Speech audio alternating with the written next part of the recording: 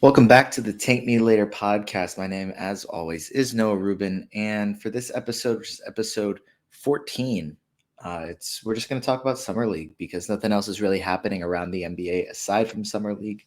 But before we get into that, I just want to remind you guys to like, rate, and subscribe to this podcast wherever you consume it. I believe I got it worked out to finally be on Google Podcasts, so hopefully this episode will be on there as well as all of the previous ones. But this, I think, will be the first one that will be posted on Google at the same time it's posted everywhere else instead of just backtracking. So do that with podcasts. If you can leave a review as well, that helps me a ton. If you can follow me on Twitter at NoahRubin22. If you're watching it on YouTube, you can see that right at the bottom left corner of your screen. And subscribe to my Substack. That's the other thing. NoahRubin.substack.com. I've been doing 3 articles a week, sometimes very in-depth ones, sometimes not very in-depth ones, but 3 Dynasty columns per week, as well as getting the podcast emailed directly to you. So you can stay up to date with those. Those come out every Friday. Articles are Monday, Wednesday, Friday. But I think that is all the ways to keep up with my content, because to me, Threads has already died.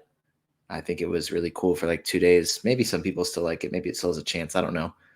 But I don't even open the app. So there's no reason to follow me on there. Just stick to Twitter, Substack, and wherever you consume your podcast. And let's go ahead and talk about Summer League.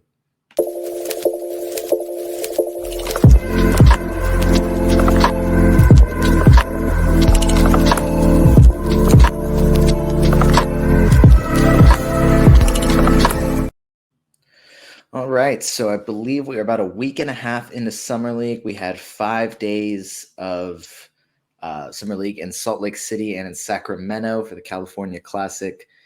Only a few teams at each. We still got to see some cool performances. A couple guys play their first Summer League games for their teams that just drafted them. We got to see Keegan Murray absolutely dominate. So those games are fun. And then obviously everybody plays in Vegas, where we've gotten to see a lot more guys play. Some of the top prospects in this past draft didn't play until then. A couple played earlier, but obviously the long-awaited debut of Victor Wembanyama. I think since the video came out of him playing one-on-one against Rudy Gobert, probably 3 years ago, maybe longer. I don't even remember when that came out, but the video of him playing one-on-one against Rudy Gobert and just giving him buckets when Rudy Gobert was coming off a Defensive Player of the Year season.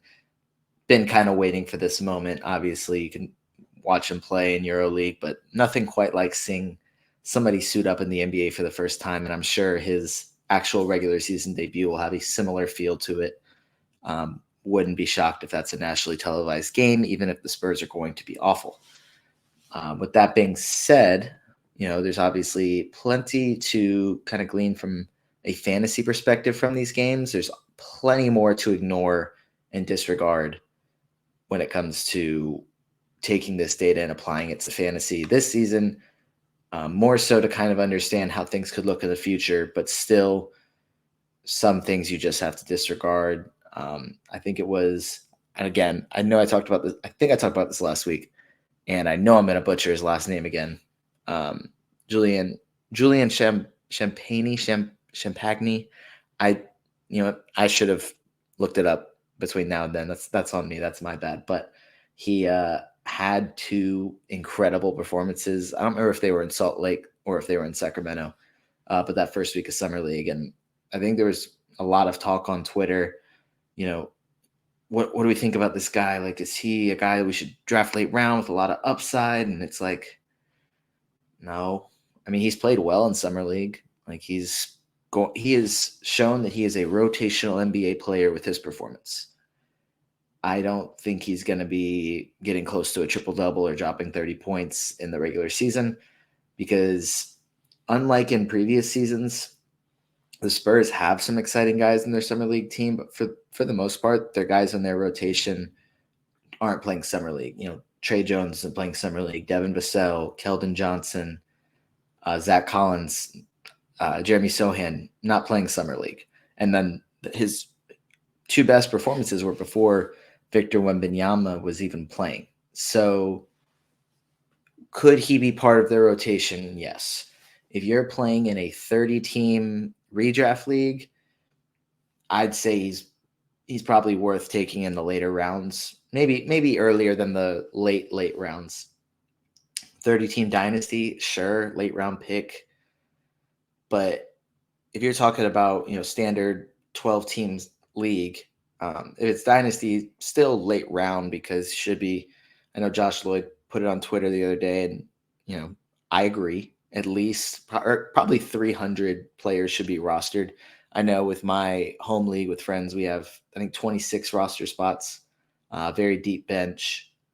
So that's I believe 312 players rostered, and then 2 IR. So at any given time, it could be 336, I believe that math, rostered. So yeah, he should probably be rostered in that size format, and the dynasty format should be rostered. But I don't think he's anybody that we're really getting excited about.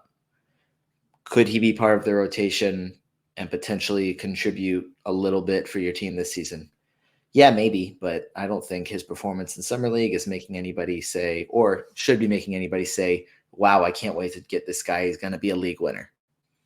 He's not. It's great for him. He's playing incredibly well, solidifying his spot in the NBA. Like, very exciting for him and his career. But for fantasy, not really.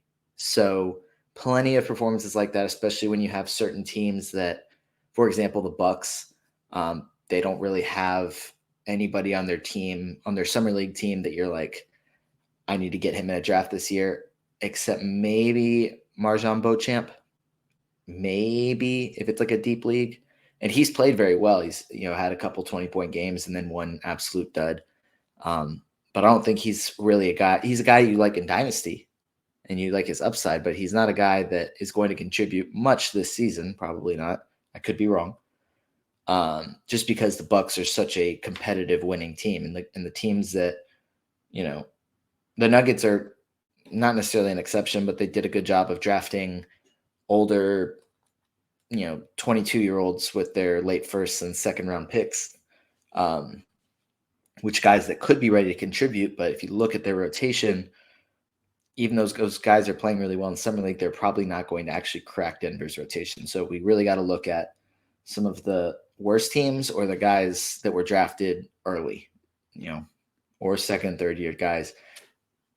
I guess you're kind of basing it off names as far as what to make of Summer League and looking at more specifics with play, like what have players improved on that they maybe struggled with in the past. I can't think of a great example off the top of my head because I'm just kind of spitballing here, but I think, okay, we can talk about Jabari Smith, struggled a lot during his rookie season, had some good games, but I think for a guy that was drafted number 3 overall had a largely disappointing rookie season. And this will kind of segue into my, talking about some of the guys that are second year players that had no business really playing in Summer League, but did. Not that Jabari Smith had a good quote of saying, they were awful last year. I believe they had the second worst record in the league. I think they were 20-62, and I could be totally wrong, but I think that's what that was because I think the Pistons had the worst record with 17-65. Anyways, really bad. He didn't have a great season, so he said, "Why would I not be playing in Summer League?" And yeah, I agree. It's good for him. It's good for his growth to be playing basketball. Nothing wrong with that. I think it's, it was good for him to play a game or two and just kind of, okay, great. I think he, let's see, I had the numbers. Played 2 games and averaged 35.5 points per game. Yeah, all right, you're ready for the regular season. Cool.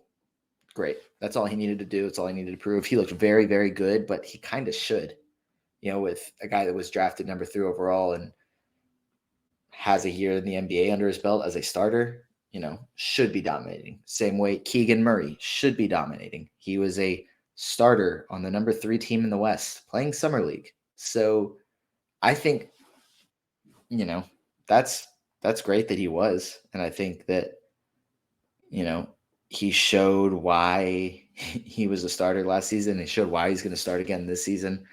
And that's why they've already kind of said, yeah, you're done for this summer because he dominated. He played 2 games and averaged 35 points. So Obviously, Keegan Murray has upside, was really good as a rookie, didn't really need to be playing Summer League, but still played. So it makes you kind of question. I can't think of a good example off the top of my head where I was like, why wasn't this guy playing Summer League? I think in the past, the good one was, I think it was Talen Horton Tucker when he was on the Lakers, just showed up to Summer League to kind of watch. People are like, why isn't he playing Summer League? Maybe he should be playing. Or maybe it wasn't at the time, but now it's kind of looking back on it. It's like that was around the time I believe that LeBron was talking about him having Talen Horton Tucker having the most potential on the team and like he's a future star in this league. And I don't know if the hype got to his head and then the team was like, yeah, you don't need to play Summer League, but maybe that would have been beneficial. I don't know how much it would have dramatically altered his career, but I think it's situations like that where you're like, maybe this guy should probably be playing Summer League. The only rookie off the top of my head that I can remember or rookie from last season that isn't playing this summer was Paolo Banchero, totally fine. I'm probably missing somebody off the top of my head that isn't playing, because even like Jalen Williams played. It may have just been one game, maybe it was two. I don't really remember, but just absolutely dominated. Yeah, it was just one game, 21 points, 4 rebounds, 2 assists in 21, almost 22 minutes. So another guy that had no business playing Summer League, but still went out there, played a little bit, and everybody's like, okay, yeah, he's good. He doesn't need to play Summer League. So then his summer kind of ended. I think Tari Eason for Houston, he played 2 games, averaged 23, 9.5, 4, 1, and 3 blocks with 2 threes, made some incredible plays defensively, led to some transition dunks for both him and also Cam Whitmore. That Rockets Summer League team, I think it was only one game with Amen Thompson, but then even after that, the second game where Jabari Smith, I think that was when he had 40. The first game was when he struggled in the first half, and I was very concerned. Then he took over in the second half, hit the game winner, which was insane for a Summer League game, an insanely fun game, and then dominated the next game, and then, okay, called it a summer. Cool. I think it's hard to take away a ton from those 4 guys. I'll tell you, Tari Eason, I'm more excited about. I was kind of worried when they signed Dillon Brooks and drafted Cam Whitmore, because not that I don't believe in the talent. I think in Dynasty 3 years down the road doesn't matter. I'm saying for this season, I was a little bit concerned because I just didn't know what that was going to look like, who was going to get the minutes. And then after seeing Cam Whitmore play a little bit, which I'll probably get into a little bit more later, I'm a little less concerned because of what Tari Eason can bring defensively. And because Cam Whitmore seems to be like he has so much scoring upside, but I'm a little bit concerned about the playmaking. I don't think it's as bad as that, at least the first half, maybe the whole first game that he played against Portland showed, where he just simply refused to pass the ball at times. I don't think it'll continue to be that bad. But if it is, I mean, it'd probably fit right in with Dillon Brooks. But then also bringing in Brooks, I think you don't pay him 4 years, 80 million, or I think it was up to 90 million with incentives to come off the bench, at least not the first year. So I imagine Dillon Brooks is starting. So that leaves Tari Eason coming off the bench, but I still think he can get 24 to 26 minutes off the bench, just because I imagine the starting lineup is Van Vliet, Jalen Green, Dillon Brooks, Jabari Smith, Alperen Sengun. However, if you look at everybody on that team, Sengun seems to not quite fit in with what that team would look like. So everybody else seems ready to run, push the pace on offense, and get out in transition. I mean, when you have like Jalen Green, Cam Whitmore, Tari Eason in transition, that's so dangerous. Whereas Sengun's most effective, feeding him the ball in the post, letting him create out of that. And then I'm not going to get into what kind of defender that he is, but he's not a dominant defensive presence the way guys like Eason and Jabari Smith can be and the way Dylan Brooks is. So those guys will help make up for Şengün's lack of defensive dominance. But I think also just the play style doesn't fit. So does that get Şengün off the floor at times? Is he limited to 26, 28 minutes as the starting center? Do they try and run Jabari Smith as a small ball 5 with Tari Eason at the 4 and really, really pick up the pressure and the pace and try and get out in transition? That's something I'd like to see just because I think it would be fun. And Ime Udoka, I can't imagine him being afraid to do that, especially with, everything we've seen and heard out of him in both his time in Boston and now in the couple months in Houston of wanting to really get after it on defense, pick up the pressure, play intense defense. I think there was I don't know if this was true, but there was something I read about him not wanting James Harden back in Houston because that takes away a good bit of what they can do defensively, because I don't know how you're going to get James Harden motivated to play super, super intense defense every play when he never had to when he was in Houston. Not that he can't or not that he won't, but I think it's hard to get James Harden motivated for a regular season game in January on a Tuesday night on a back-to-back and like really play intense defense, where it's like, Udoka probably wants to do that and he has guys there to do that, but James Harden probably isn't going to want to do that, which I get it. That's not a knock on Harden, even if you can take it as one. I don't think it's a knock on Harden. I can't imagine many guys that are in their 30s trying to win championships are going to care about the defensive intensity on a January Tuesday. But that was a bit of a rabbit hole to get back and say, I'm excited about Tari Eason this season. Wow, I really went on a tangent. I didn't realize that. More excited about Jabari Smith than I was, just because I don't know anybody that has dynasty rankings that had Jabari Smith lower than I did. I don't remember where it was, but I want to say it was in the 90s. And I'd have to bump him up after just this summer league, just because I feel more comfortable and I feel more confident in what he can do as a scorer. And hopefully that continues in the regular season. So I don't know exactly what number I'd bump him up to if I were to update rankings, because just did those, going to wait a little bit to update.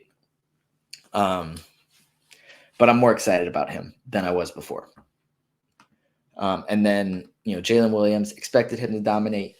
I expected him to dominate this summer. I expected him to dominate next season, and he did dominate the summer. So I still expect him to be very good next season. His singular game doesn't change a lot for me. I think he is a starter. I don't know if he's starting at the 3 or starting at the 4, but OKC literally doesn't care about positions or height. They don't. They have ball handlers everywhere. They have defenders everywhere. That team's going to get scary good really, really, really quickly. So is Jalen Williams a power forward with Chet at the 5 maybe this year? Or is Jalen Williams a 3? Or is Lou Dort the 3 with Josh Giddey and Shea kind of running the 1 and the 2 together? They just play basketball. It doesn't really matter. And Casey Wallace has a chance to start eventually, but I think Jalen Williams is going to start, and so is Chet. Chet's been, really good this summer. He was solid through the first few games, and then this last game, I'm recording this on Thursday as kind of the first games are going on, so I won't be talking about any games that are Thursday night games ahead of this Friday one. But Chet had 25 points, 9 rebounds, 5 blocks in Wednesday night's game against the Pacers. So it's not like, you kind of have to, at times, judge a little bit based on competition in Summer League. The Pacers didn't have Isaiah Jackson, Benedict Mather, and Andrew Nembhard. I need to learn how to pronounce some of these names. But they did have Jarris Walker, Oscar Tshiebwe. I think, Tshiebwe, I believe, went undrafted, but was dominant in college. And Jarris Walker obviously selected 8th in the draft. So, it wasn't against guys trying to make a roster that have been playing in the G League for 3 seasons. It was against solid players. So I'm I'm excited about Chet this season. Incredibly excited about him for Dynasty. I don't think anything he could have done this summer would change that.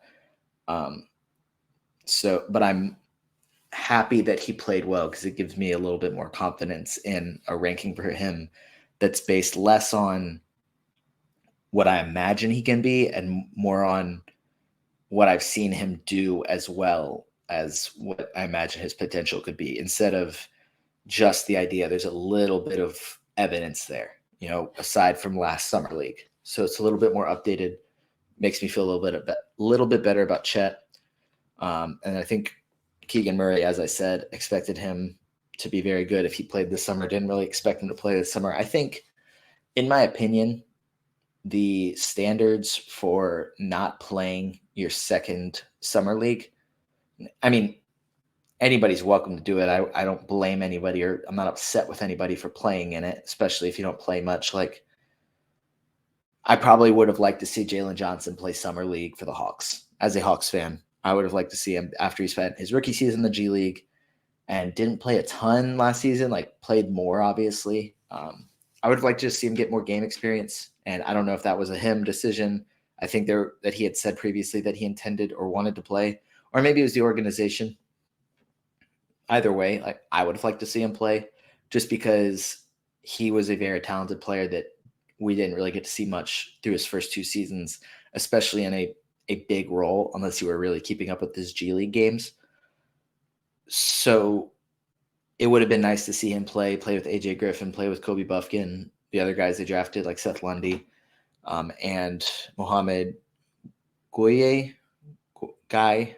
I don't know, man. I got to learn some of these pronunciations, especially for the rookies. I think that's the main thing, is the rookies. But my reasoning for not playing after a rookie season would be because you won Rookie of the Year or were a starter on a playoff team. Unless it's like I'm the starter, but it's because there's nobody better and I didn't really do much and I'm kind of the only reason my team didn't go further in the playoffs. Then, I think that's kind of a logical one where you look at it and say, yeah, you need more run. But I think when you look at Keegan Murray as a rookie, nothing makes you say why, like, he needs to play more. He needs more game experience this summer, which is probably why he played 2 games and was out, which is fine. I think he's going to be very, very good in fantasy again this season, especially as a rookie, or especially after what he did as a rookie, where he broke the record for threes by a rookie. So could he get more than that in his second year? I think he could. And as long as he's playing the games, I think let me double check before I just say something here. Believe he played 8. Yeah, he played 80 games during his rookie season, which is not uncommon for rookies, but or maybe it is uncommon to hit 80. I think rookies generally play more games than some of the vets that are resting, but it's kind of hard to hit. It is hard to hit 80 as a rookie. I'll say that. It is. Because generally it's obviously your first time playing that many games in one season. So your body struggles to hold up the way it needs to. So some sort of lingering injury probably keeps you out at least 3 games. But he played 80. So I expect him to play a lot next season and be very good for fantasy, especially if you really need a 3-point boost. But he can score, rebound as well. So those are kind of the second-year guys that were or have been stars this summer, but I also expect to be very good this upcoming season.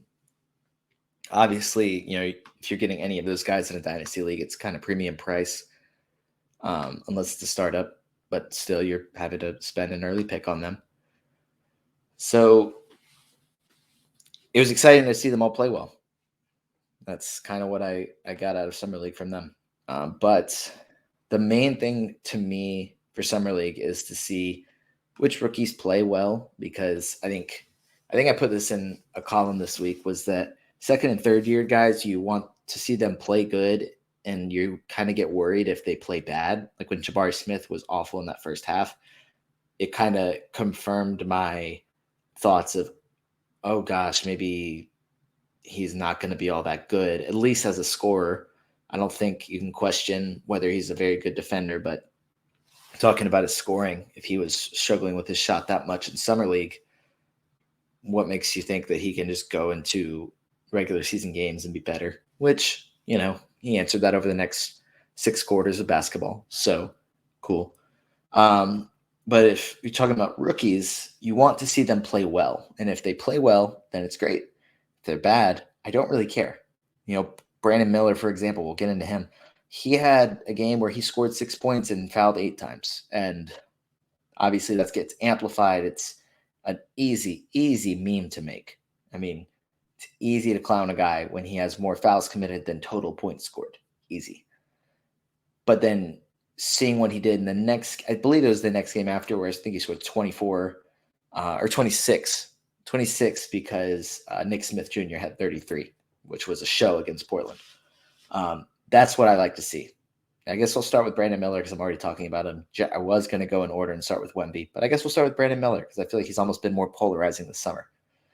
I didn't like the pick for Portland the pick for Charlotte because I thought Scoot Henderson, hands down, was the second best player in this draft, and if Victor Wembanyama wasn't a 7'5" guy that shoots step backs and blocks every shot, Scoot would have gone 1. I think that there's many drafts where Scoot would have gone 1, like looking back at who went with the first pick in a handful of recent drafts, and certainly like if Scoot was 1 year later, like hands down, number 1 pick, people are tanking for Scoot. And Charlotte had this pick in their hands with an opportunity to get this just generational point guard who, again, I'll talk about in a second because I absolutely loved his first game or first half, I guess. And they took a better fit.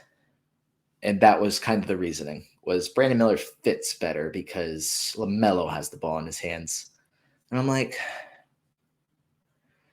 that doesn't make sense to me because they have Terry Rozier there as well, who has the ball in his hands quite a bit as well. And if you're saying LaMelo can't play off the ball, like that's wrong. I know LaMelo's incredible with the ball in his hands and he's better with the ball in his hands, but he can play without it. He can play as an off-ball shooter. He can play as get it off the ball, off somebody else's creation, and then be a secondary creator out of that to either get a pass to somebody else, a finish, a catch and shoot, whatever. LaMelo is not a ball-dominant Trae Young or Luka Doncic where you're like, can we get them off the ball? Sure. Do we want to? No, because they're one of the best offensive forces in the league with the ball in their hands, and when they don't have the ball, they kind of stand there. Would those two guys be better if they were able to play off the ball? Yes. That's not what I'm saying. I'm saying LaMelo has already shown that he can do that. And I think that having Scoot with LaMelo fits well. I think it fits fine. I think Scoot is an explosive, get to the rim pressure, get in the paint, create for others kind of guy that LaMelo could play off of. Whereas also we've seen what LaMelo can do already. I don't think Scoot is such a shooting liability. I know Scoot isn't a great 3-point shooter, but I don't think he's enough of a shooting liability where teams are sagging off of him and making life hard for LaMelo. Of course not. So that idea didn't make sense to me. Or saying Brandon Miller was better. I can't think of a team where it's like if they had the number 2 pick, they should have passed on Scoot because of fit. I genuinely can't think of one in the NBA just because he's that type of talent. I guess maybe a quick thought off the top of my head would be Dallas because they have Luka and Kyrie, but in that case, you probably draft Scoot and let Kyrie walk. I don't know. Anyways, I mean, Portland did it. Portland drafted him. They have Dame and Anthony Simons. I know they're trading Dame, but they went into that. I'm assuming they went into that draft kind of under the impression that they're going to try and build around Dame. They held the pick. Maybe their intention all along was to trade Dame, and they were just trying to publicly show support and that they're going to try and build a winner around him to make him be the bad guy and ask out. Who knows what actually happened? But assuming that they were honest, which I think is probably a big assumption, big ask, but that they were trying to build a winner around Damian Lillard, Scoot was probably going to come off the bench. I don't think Scoot would have came off the bench in Charlotte. I think you trade Terry Rozier or have him be the 6th man. But he would have came off the bench, at least to start. But you still take that kind of talent. You just take best player available. If you have the number 2 pick, you take best player available. I don't care who is on your team. You're the number 2 pick for a reason. It's because you aren't good enough to take for fit. If you're a borderline playoff team just outside the lottery and you are set at 4 positions, and then there's a guy there that is probably going to start for you, but he should probably go around 20 instead of 15. Of course you take that guy. Like, he's going to start for you. It's going to be great. But if you're picking at 2, you're not good enough to take for fit. Anyways, I can just repeat myself all day about that. But they take Brandon Miller. I think before that, Brandon Miller to me was the number 3 player, a potential lethal scorer on the perimeter as a small forward. Like, that's the kind of player that becomes an all-star in this league. Yeah, I think if I remember correctly, they call him Baby KD at Alabama, or maybe just they called him Baby KD in general. That kind of nickname is lofty. It's a lofty expectation, but if you're that kind of talent, that's a championship, a potential leading scorer on a championship team. If you look at Jason Tatum, has Boston with a chance to compete every season because of his dominance as a scorer. And I think Brandon Miller, I'm going to just say, I don't believe Brandon Miller is going to be as good as Jason Tatum. It's not what I'm saying. Or it's not what I'm saying before I, twist my words. But I think he has the potential to be. And if Charlotte truly believes in him, then it's fine, because he's that kind of talent. I think he showed that in a summer league game. A couple other ones struggled, which is fine. But I think the idea of drafting for fit is dumb. But I still like Brandon Miller as a player, and I believe he has upside. But I feel like over the past few weeks, potentially over a month, since it was kind of the idea that they might take him at 2, it was like I was very hard and critical on him in my mind, because I'm like, why are they taking this guy? Now in my mind, it's like, oh, they reached, he's going to be a bust. For some reason, my mind went there. But if I look back and look at him as just a talent, I don't believe that. I think he's going to be a good player in this league. I just don't think he'll be as good as Scoot. And now after watching Summer League, while I still think he'll be a good player, I'm less confident as I am as far as like the Thompson twins. I think in an early way too early redraft, he might slip a little bit after his first few games. That doesn't mean that I don't believe in his talent. But I think, if you're just going based off what you see, it's a little worrisome. But back to my original point of ignoring some of the bad performances, we have gotten a very good game from him. Hopefully, I haven't looked at the summer league schedule to see if they played tonight against the Pelicans. Hopefully he doesn't destroy my point and play awful tonight, but I think that he would play better or continue to play well after having a good game. And hopefully, I don't know how many more games they'll have this summer, but be able to continue to do that, bring that into training camp, and have a good rookie season. Be a good player in the league. It's great. He doesn't need it because summer league momentum won't carry throughout a career. That's not what I'm saying. But I think he's just a guy to keep an eye on now. Before I continue to probably make contradictory points about Brandon Miller, because I feel like it's kind of hard to gauge what he'll be at this point, though I was, bottom line, I like the talent, didn't like the pick for Charlotte, still believe he can be a good player in the league. And that's kind of where I'll summarize everything. So now we'll talk about Victor Wembanyama, who didn't play. I don't remember if they were Salt Lake or Sacramento's either, but didn't play their first 2 games. Obviously, he had just finished playing in his championship in Europe. So has had a lot on his body. So important to have this guy rest. So they played him 2 games in Vegas. The first one, he shot the ball horribly, didn't play horribly, but he shot it horribly. And for some reason, I didn't take a single one seriously, but people were saying that he was a bust on Twitter. And I'm pretty confident 95% of people were joking. I'm sure there's 5% that threw out the idea that he would be a bust on Twitter that way, just in case if it happened, they shot their shot a little bit, could go back. So, no, see, guys, I said he was going to be a bust all along. And can retweet their tweet, say, see, guys, I told you guys, that's why he's shooting. He shot 2 for 13 from the field. See, guys, I told you guys he'd be bad. It's like, okay. Now he's going to be a generational player. There's not even a point in deleting your tweet to try and save yourself because nobody would take that kind of tweet seriously. It's a great strategy, honestly. Because if he's a bust, you kind of look smart. If people take your original take serious, and if he's not a bust, then oh well. I don't think anybody's gonna criticize you for saying that he was gonna be a bust. They're just gonna think you're dumb because he's that kind of talent.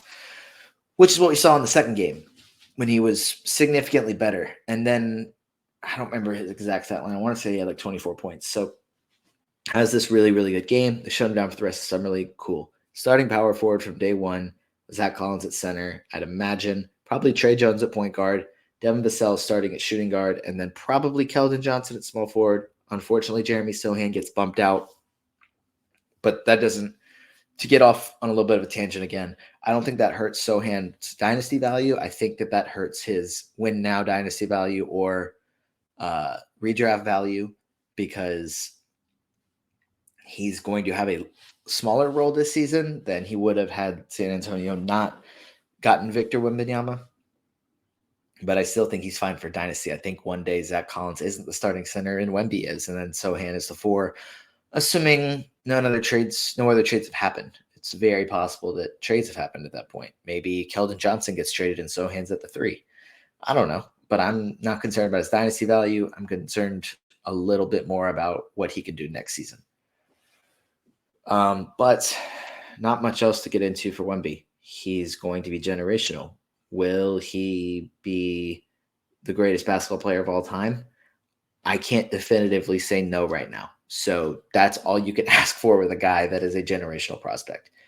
It is possible for Victor Wembanyama to be the greatest basketball player of all time. And of course, you can take that and say, yeah, it's possible for any rookie to be the greatest player of all time if things go right. Like, yeah, but nobody has a realistic chance of that in this draft aside from Wemby. Like, I love Scoot Henderson, and I love him even more after his first game in Summer League. I don't think I would put even $1 on Scoot Henderson being the greatest player of all time, even if it was like if it's plus 10,000 odds, you have to take it, but plus whatever the odds are, just because it'd be a waste of $1. I don't like nobody from this draft class or but probably the last draft class. You have to go pretty far back to have a chance of being the greatest player of all time from a draft class. Wemby's that kind of player. Obviously, he's a 7'5" guy that can hit step backs. I mean, there's a chance that he's the GOAT. I think it's harder to win championships with one guy than it was when Michael Jordan did it. Wow, okay, I can get off onto a real tangent. I'm just going to stop myself before I really start talking about championships. The point is, I don't think Victor Wembanyama has to win, 5+ championships for his career to be a success. I think he can be a very talented player. Probably an MVP guy to be considered a success, the number 1 overall pick, and to live up to the hype. I think winning an MVP or 2 would probably say he's lived up to the hype. I don't think Victor Wembanyama has to win 7 MVPs and 6 Defensive Player of the Years and win 7 championships for him to be a success, because let's face it, there's way too much talent in today's NBA, and that's a lot more on team building than it is on an individual player's success, especially compared to the 90s.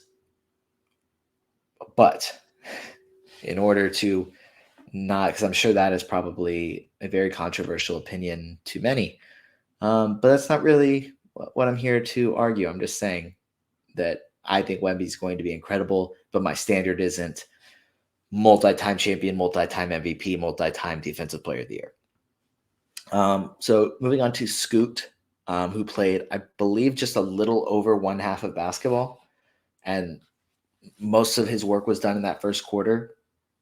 But I think he just showed why he should have been the number 2 overall pick and why he's the talent he is. As a creator, as a driver, as a passer, as a defender. I mean, he was picking Amen Thompson up from like half court, getting low, showing off. I think it's a 6'9" wingspan from a 6'2" guard. Like that's insane. I think he didn't shoot the ball from deep incredibly well. I don't remember how many or what the exact numbers were, but I think he had one that was like really off. Just didn't look bad, but didn't look great. Didn't really go in. But it's fine. It's his first summer league game. I liked, when he had the ball in his hands. I'm not sure exactly about Amen Thompson as an on-ball defender as far as keeping guys in front of him, but we've seen what he can do as like both of the twins can do as guys that can get defensive stats. So maybe this doesn't mean that much, but Scoot was getting by him and getting to the rim pretty much whenever he wanted to in that first quarter.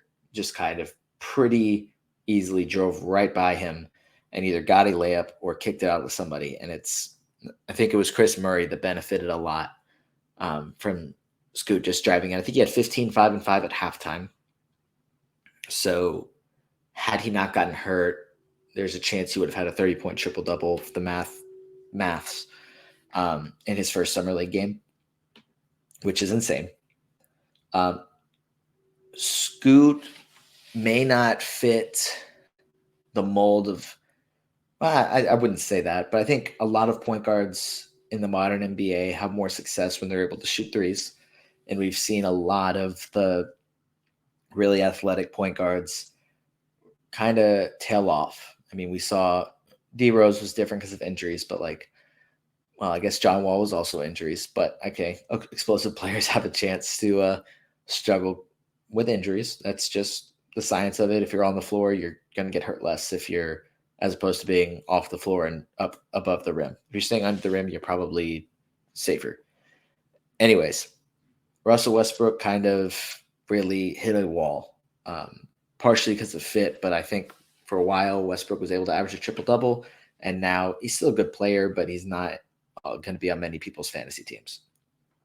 Ja Morant is going to continue to be very good, but I think there's going to come a point where he's not able to jump over everybody and run past everybody.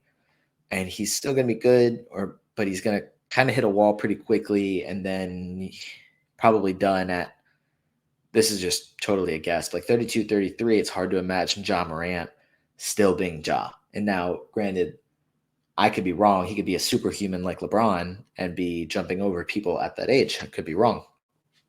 But I don't think he projects as that kind of player. Whereas a guy like Steph can probably play until he's 40 like LeBron, who's superhuman, so it's hard to compare. But Steph's had some injuries recently, gets older, but he's a guy where you can imagine him being effective till he's 40 because he can just run around screens and pop threes. Whereas guys that are incredibly athletic, such as Scoot, probably have a shorter shelf life as far as how long they'll be dominant in the NBA. With that being said, it could still be like over a decade of really good play from Scoot as a freak athlete, gets to the rim at will. And I don't think he'll be that bad of a shooter. I think he'll be an average shooter in the NBA, maybe slightly below average, but he'll do everything else incredibly well, which is why he should be considered. I think I had him at 20 in my dynasty rankings. He should be a top 25 minimum player in dynasty. He should go in the late first round of 30-team startups, and he should go late second, early third of like a 12-team one. So keep that in mind if you're doing a dynasty startup. Scoot Henderson around that pick 25 range, depending on your league size, and feel confident in making the pick there because he's going to be a generational player. He's that type of talent. But he's done for the summer. I think that report came out earlier today. So we won't see Scoot until probably preseason. Another guy we probably won't see till the preseason is Amen Thompson, who suffered an ankle injury in that game. But I really liked what I saw out of him. admittedly was a little bit concerned about how their play would translate from overtime elite to the NBA. Probably because I didn't do enough research into what OTE is. But I think a lot of the guys, I think there was a couple other guys out of there that were also playing this summer that played really well. So I think looking at it, I don't remember the exact age range, but I think it's like 16 to 18-year-olds or 16 to 20-year-olds. So there are some, 20-year-olds like adults, but there's also like 16-year-olds playing in that league. So it made me kind of question, are we sure that these guys are that good? But I think the Pistons GM, whose name is escaping me right now, had the quote where he said that Halle Berry looks good in goodness, I don't even remember where he said it, where it was, whether wow, I'm totally drawing a blank on this quote. Basically, it doesn't really matter where they're playing at or who they're playing around or who's around them playing. If they're good, they look good. And that's what he used to say about the Thompson twins, which Raphael Stone, Houston's GM, kind of echoed. Wow, I butchered that quote. Apologies. But I'm sure you guys know what I'm talking about if you guys are keeping up with everything. So you guys know what I mean. So both the Thompson twins, I think, have looked good in Summer League. Amen obviously only played like 3 quarters and then twisted his ankle, but I liked what I saw out of him as a creator, a finisher, and both of them have done an incredible job of getting defensive stats. Ausar Thompson, I was a little bit more concerned about his fit with Detroit just because they have, Cade Cunningham and Jaden Ivey there. So I was like, how much is he going to have the ball in his hands? And I think in that first Summer League game, Jaden Ivey just refused to pass. And pretty much everybody on the team refused to pass except Ausar. Because, you have James Wiseman, every time he touches it, the shot's going up. So I think there's quite a few guys in Detroit that are like that as well. So we'll see. But in their last Summer League game on Wednesday, I believe, when they beat Toronto, I'm pulling the stats up, had 17 points, 9 rebounds, 3 assists, 4 steals, 2 blocks. Now that game was without pretty much everybody else from their rotation, including Jalen Duren, Jaden Ivey, and James Wiseman that have kind of played this summer, which gave us a chance to show what he can do, or gave him a chance to show us. So that's exciting, and I believe in the talent. I just think it's kind of iffy as far as how that'll work with Cade and Jaden Ivey. And I think a lot of times you can look at situations, say, there's no guarantee the situations like that in 2 years. Well, this has kind of been their first round picks for the last 3 years. So they could make a trade, but I can't imagine it's going to be anytime soon. So hopefully in 3 seasons, it'll be all cleared up or all figured out and they can all 3 play together and get enough touches and numbers to be good. But I don't really see that right now, which is a slight concern for me, but I still believe in the talent. Anthony Black has looked good as we expected, except for the shot, which is fine, except it's in Orlando and they drafted Jet Howard. They have guys that can shoot, but they're not a great shooting team. So adding in another non-shooter is a bit of a question mark. But I still think he's good enough to make a huge impact in fantasy because he's a good rebounder, he's a good passer, and he's going to get defensive stats. So I like what I've seen out of him so far. Bilal Coulibaly, I think, was kind of, unless you did your research and really, really did your research, which respect if you did, kind of the biggest question mark among the guys picked in the top 10.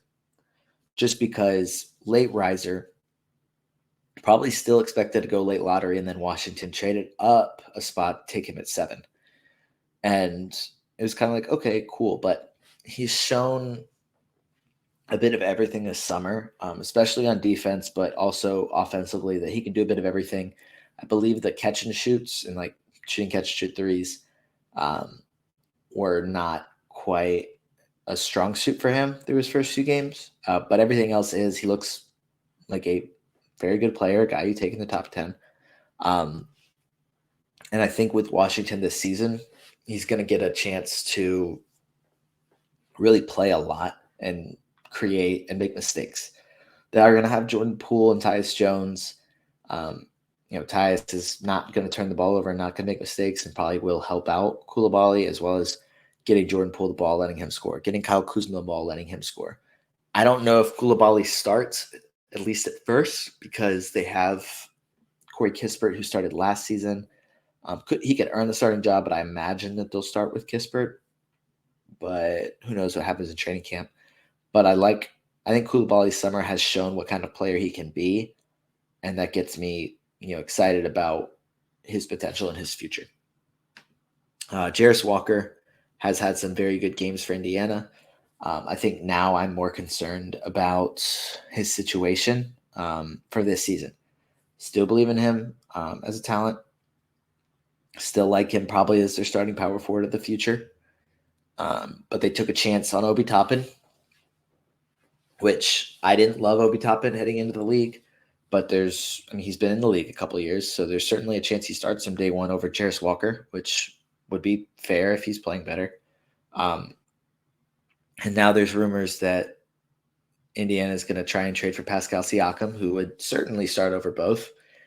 So that kind of hurts Jarace Walker's short-term value, which I kind of liked him as a guy that could be an all-rookie first-team guy. But now I'm a little bit hesitant, a little bit more concerned, but I still think long-term projects very well, should be a very good player. And he's shown this summer he's had some good games, played well with some big numbers. So, yeah, I think he's been good. Taylor Hendricks, we haven't got to see play yet because of injury. Casey Wallace was really, really good in their first game. I think he hit 6 threes, scored 20 points. And then he's kind of struggled the 2 games since. So I still like him as a talent. I was very high on him before the draft. I see his fit better with OKC than I did before. I think, like I said earlier, the Thunder aren't going to stick to positions. They do not care. So Casey Wallace could be their starting quote-unquote small forward at whatever his height is, 6'2", with SGA and Josh Giddey probably guarding the 2 and the 3, letting Casey Wallace guard the 1, but also playing a little bit more of an off-the-ball role. Kind of like a Lou Dort, but with more creation and less shot chucking. I kind of like that. I like that. We'll stick with that. So I like his potential fit there. He showed what he can do as a catch-and-shoot player. Hopefully he'll have better games the rest of the summer, but honestly, not too concerned. I saw what I need to see, and I believe it. We'll go through a couple more lottery picks, maybe. Jet Howard, I think he just played well in their last game, but aside from that, he's kind of struggled as a shooter. I think he is a good shooter. I don't think that needs to be something that's even questioned. He's going to be able to shoot in the NBA. Shot 8 for 17, hit 4 threes in their last game on Wednesday night. Orlando needed shooting. There will be minutes for him if he's hitting shots. He hasn't been phenomenal this summer as a shooter, which you'd like to see, but it's not like a super big concern. But I think it's the difference between him playing 10 to 15 minutes and 20 to 25 minutes is how much of a liability is he elsewhere and is he hitting shots? So I still like the fit, but I'm not. I thought it was a bit of a reach as well. I thought they should have gone Grady Dick to get a shooter, but they like Jet. So if he's hitting shots, he can probably be really good in fantasy. But if he's not, then he's probably going to sit the bench. So we'll see. Derek Lively wasn't very good in his first game, but I think he's been slightly better since. I think in their last game on Wednesday night, while I'm pulling those numbers up, he had a double-double with 11 points and 10 rebounds, 2 blocks. It's kind of probably what we're hoping for as a rookie, that he's able to average double-double with almost 2 blocks per game. As a starter that plays 28 minutes maybe, he played almost 30 minutes in this game. So if that's something he can do in the regular season, then that's great. That's probably all we need out of him. But I think that's very possible for him, especially as a pick and roll. Playing pick and roll with Jaden Hardy and Mike Miles Jr. is probably going to be a little different from playing pick and roll with Luka and Kyrie. Just a hypothetical, throwing that out there, maybe kind of sort of that's what we should be looking at. And then Grady Dick went 13. He hasn't been great this summer. He hasn't been bad, but he has kind of struggled with efficiency. But if you look at Toronto's roster, I think they're another team where they just don't have a ton of talent playing in Summer League. They have a couple guys, but they don't have a ton. So defenses are keying in on Grady Dick, making his life more difficult. I'm not super concerned about him. I think he's going to be just fine. I think he's going to, if Toronto decides to blow everything up, figuratively, of course, and start over, that there's a really good chance that he starts, plays a lot this season. If not, he's still at least going to be a sixth man. Fred VanVleet's gone, so it wouldn't shock me if they traded Siakam and Anunoby, potentially Gary Trent Jr. when they're able to, and just maybe even Pirtle if they're really serious about a rebuild. I don't know how serious they are about blowing everything up, but it's possible. I think that there's a path for him to be a starter, but it's not necessarily a guarantee. But I like his upside and what he can do in the regular season more than what he's shown this summer, just because of situation. And the last guy in the lottery was Jordan Hawkins, who the Pelicans took at 14. He's been able to score some this summer. I think I was a little bit concerned about what he would be able to do as a fantasy player, just because we know he can score. I'm just like, shoot, he's a winning player. But what else is he doing for fantasy, specifically for like 9-cat leagues? What else he can be able to do? And we saw, let me pull it up real quick. He had an awful shooting. I believe it was on Tuesday. He shot 1 for 12, 6 turnovers. He had 6 boards, 2 assists, 2 steals. So, like, sure, the 2 steals is nice. Everything else is average to below average. His shot wasn't going, and he had turned it over 6 times, wasn't able to give us much else.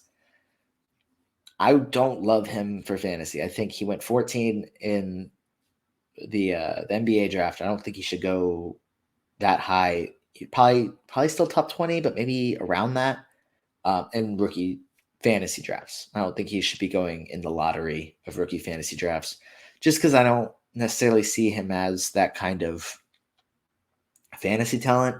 And the Pelicans have so much depth. So if he's going to see minutes, it's going to be in multiple seasons. It's not going to be anytime soon, unless there is trades, of course, that open up minutes. But that's always a big what if that's kind of hard to predict in the NBA.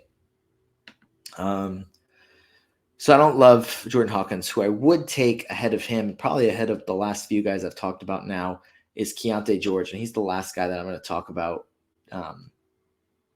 just because now that we're out of the lottery. He's the only guy that I think has played so well that we have to talk about him. He's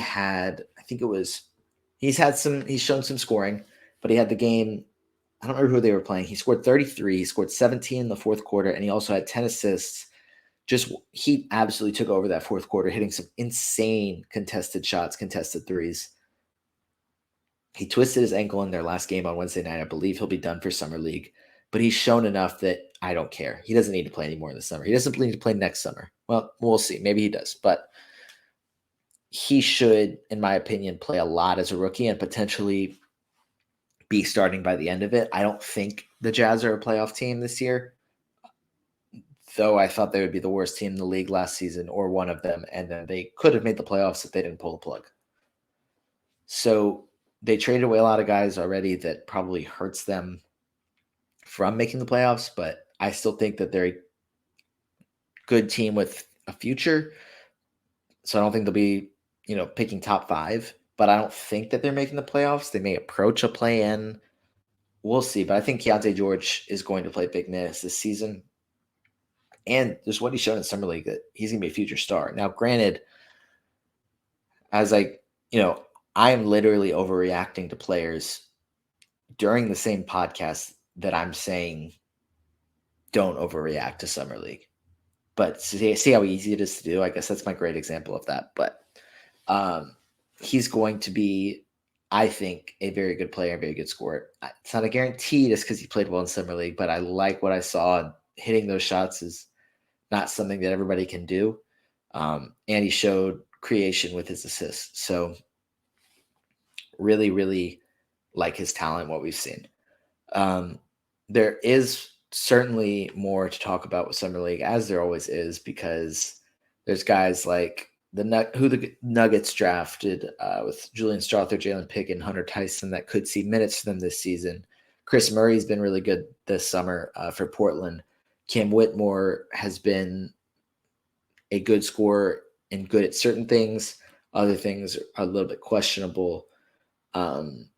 Nick Smith Jr. had that incredible kind of showdown or face off with Shaden Sharp, who's another guy I should have mentioned way at the beginning when I'm talking about second year guys. And I'm sure some Portland fan has been listening to this entire podcast and just been fuming that I forgot to mention him with second year players that have dominated Summer League. And I am so sorry. Shaden Sharp has also been incredible and showed what kind of scorer he can be, and he's going to have a green light this season. He's going to be really good. I apologize for not mentioning that earlier. And then Leonard Miller is a guy that no idea, like looking back, how he fell to the second round. He's going to be really, really good if he gets the minutes. Teams are going to kick themselves over that one. Jordan Walsh fell to the second round after a pretty bad season at Arkansas, but he's been fantastic through a few Summer League games. I don't think he sees minutes for Boston this season, aside from maybe a few. But I like the potential. He's young, just coming off freshman season after being a 5-star. So he could be very good. And late round pick, an easy guy to target late in drafts. But that is going to do it for this episode. As I said previously, put in your email and subscribe to my Substack, noahrubin.substack.com. At noahrubin22 is my Twitter. Like, subscribe, rate, comment, review this podcast.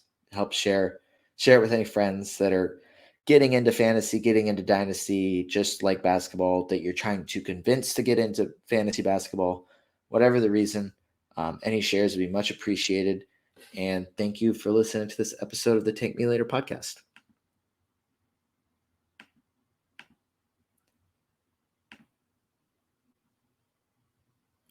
Clicking the wrong button.